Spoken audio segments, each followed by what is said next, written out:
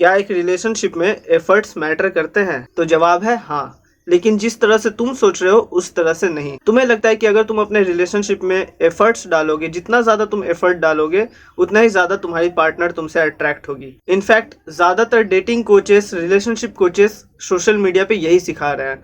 वो तुम्हें कहते हैं कि तुम जितना ज्यादा अपनी पार्टनर के लिए एफर्ट डालोगे, जितना ज्यादा उसके लिए इन्वेस्टमेंट करोगे, वो उतना ही ज्यादा तुमसे अट्रैक्ट होगी। पर भाई मेरा मानना थोड़ा अलग है। मुझे लगता है कि जितना इम्पोर्टेंट तुम्हारा उसके लिए एफर्ट डालना है, उससे कई ज्यादा इम्पोर्टेंट है तुम्हारा उससे खुद के लिए एफर्ट डलवाना। एंड हम लॉन्डे रिलेशनशिप में यही गलती करते हैं। हम अपने पार्टनर के लिए एफर्ट डालने की कोशिश में खुद के लिए उससे एफर्ट डलवाना ही भूल जाते हैं, और ये सबसे बड़ी गलती है। मेरा मानना है कि तुम जितना ज्यादा अपने पार्टनर से खुद में एफर्ट डलवाओगे, जितना ज्यादा तुम खुद में उससे इन्वेस्टमेंट करवाओगे, उतना ही ज्यादा वो तुमसे अट्रैक्ट होगी। अब तुम सोच रहे हो कि ये मैं क्या कह रहा हूँ।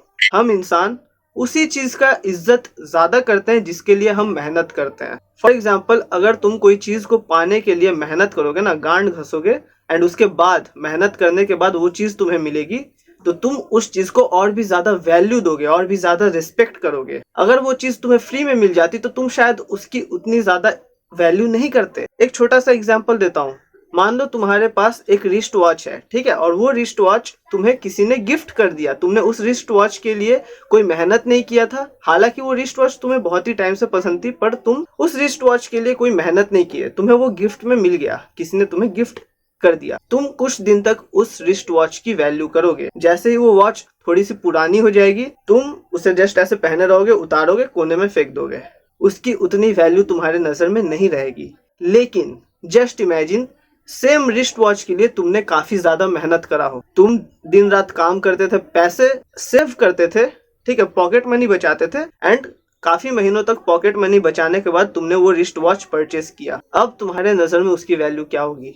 अब वो वॉच चाहे कितनी भी ज्यादा पुरानी क्यों ना हो जाए, तुम उसे वैल्यू दोगे, तुम उस वॉच को संभाल के रखोगे। यही फर्क है। जब कोई इंसान हम में एफर्ट डालता है, हमारे लिए मेहनत करता है, हमें पाने के लिए कोशिश करता है, एंड उसके बाद हम उसे मिलते हैं, तो वो इंसान हमारी रिस्पेक्ट करता है, हमारी इज्जत करता है, हमें वैल्यू देता है। तो अब सवाल ये उठता है कि तुम कैसे अपनी पार्टनर से खुद में इन्वेस्टमेंट करवाओगे।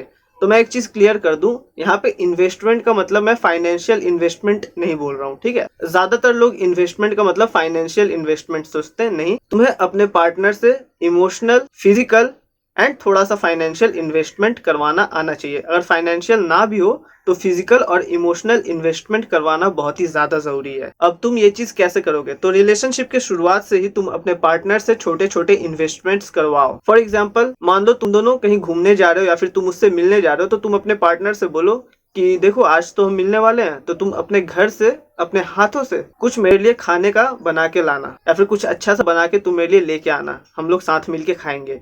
ये छोटा सा इन्वेस्टमेंट तुम उससे करवा सकते हो जब तुम उससे मिलने जा रहे हो। इसके अलावा अगर मान लो तुम्हारी बंदी को पेंटिंग करने का शौक है, तो तुम अपनी कोई अच्छी सी फोटो उसे भेज दो और बोलो कि वो तुम्हारी उस फोटो को देख के तुम्हारी पेंटिंग बनाए।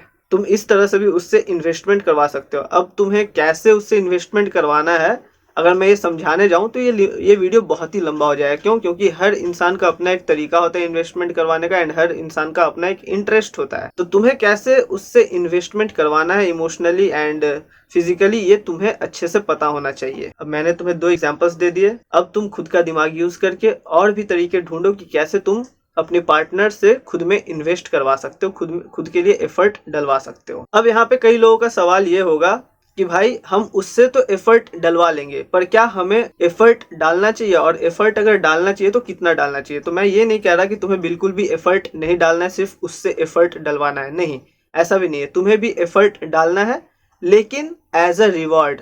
अब मैं ये क्या कह रहा हूँ ये भी मैं एक्सप्लेन करता हूँ। फॉर एग्जाम्पल, मान लो तुम्हारी बंदी ने तुम्हारे लिए 2 या 3 बार एफर्ट डाला, तो तुम वो 2 या 3 बार के एफर्ट के बदले 1 बार उसके लिए एफर्ट डालो, ठीक है। यानी कि एज अ रिवॉर्ड तुम उसके लिए एफर्ट डालोगे।